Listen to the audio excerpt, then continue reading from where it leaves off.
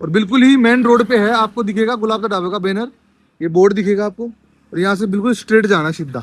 सभी भाइयों के कमेंट आ रहे थे कि लोकेशन कहाँ है, लोकेशन कहाँ है, लोकेशन कहाँ है।